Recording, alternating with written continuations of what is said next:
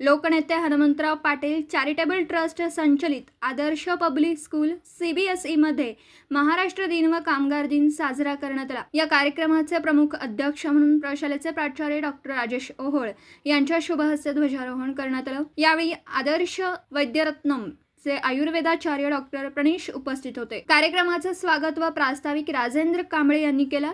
कार्यक्रमाप्रसंगी मनीषा रकटे यांनी आपला मनोगत व्यक्त केला।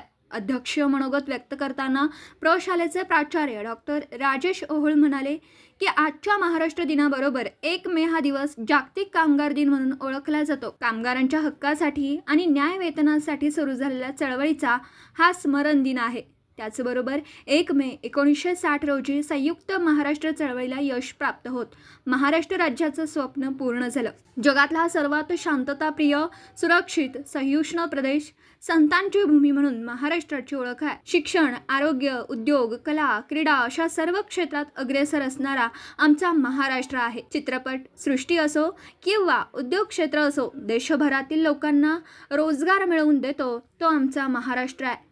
महाराष्ट्रात राहणारा प्रत्येक माणूस हा स्वाभिमानी आहे। तसेच सर्वांना सामावून घेणं ही महाराष्ट्राची संस्कृती आहे। निसर्ग संपत्तीचं वरदान लाभलेला, सुजलाम सुफलाम असलेला, बुद्धिजीवी आणि विवेक जनतेचा आमचा महाराष्ट्र आहे। याचा आम्हाला सार्थ अभिमान आहे असं ते म्हणाले। महाराष्ट्र दिन व कामगार दिनाच्या संयुक्त कार्यक्रमाचा औचित्य साधून संस्थेचे कार्यकारी संचालक PT पाटील यांनी सर्वांना शुभेच्छा दिल्या व कार्यक्रमासाठी मोलाचं असं मार्गदर्शन मिळालं। कार्यक्रमासाठी प्रशालेचे उपप्राचार्य संतोष मेनन, ब्लूमिंग बर्डच्या इंचार्ज भाग्यश्री गायकवाड, पर्यवेक्षिका राजश्री चव्हाण, पर्यवेक्षक किरण कांबळे, शिक्षक, शिक्षकेतर कर्मचारी, सुरक्षा विभागाचे सर्व पदाधिकारी व कर्मचारी, आदर्श वैद्यरत्नम हॉस्पिटलचे कर्मचारी उपस्थित होते। या कार्यक्रमाचे सुंदर असं सूत्रसंचालन राजेंद्र कांबळे यांनी केलं।